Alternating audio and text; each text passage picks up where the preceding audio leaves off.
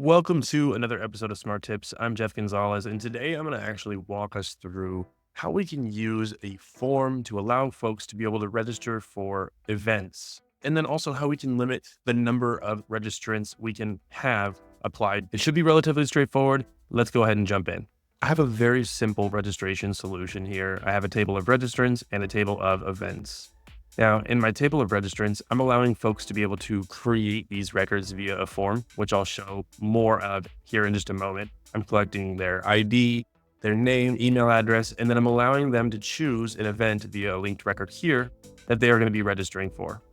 We have a status field for them to potentially even go back in and cancel their registration, or for whoever is organizing this event, if they receive a notification from this specific user, to be able to go in there and track their registration status.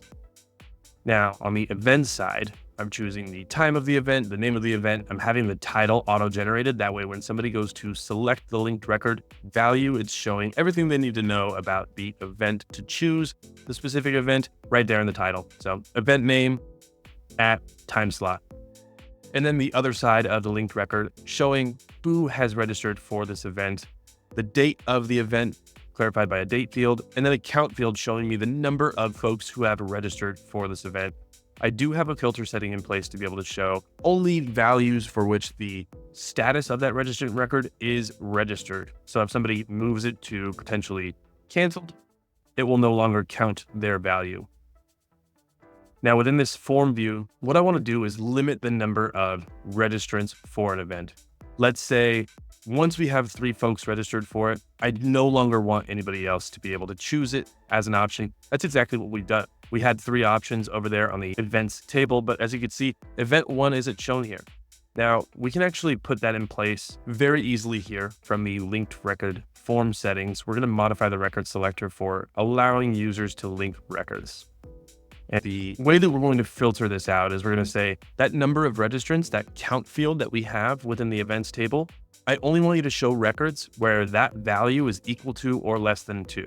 And that way, the moment that we have 3 folks that are registered for an event, it will no longer populate it. One other thing that we've done here is we don't want folks to necessarily be allowed to cancel if we're within, let's say, 2 days of the actual event.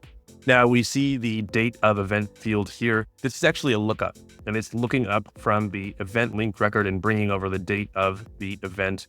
You'll notice that this event is happening on the 8th of November. Today is actually the 7th. So let's go ahead and look at the automation that we have in place here that's going to prevent us from canceling it because we are within 2 days. The trigger is going to be when a record is updated, specifically in registrants, if the status changes from being equal to registered to being equal to canceled, and the date of event is on or before today plus 2 days. So if it's on or before 2 days from now, then I want you to go ahead and update that record. And I want you to just bring the status right back into registered. Let's go ahead and watch this happen live.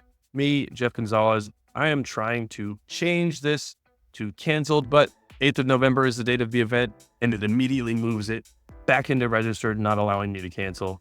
This is a very simple solution. There's a ton more that we could probably build out, but I wanted to show you a couple of simple design patterns to get you started on some sort of registration solution. This could apply to higher education. This could apply to larger organizations looking to organize events and have folks internally register for those events. If you have any questions, leave them in the comments below. As always, thanks for watching.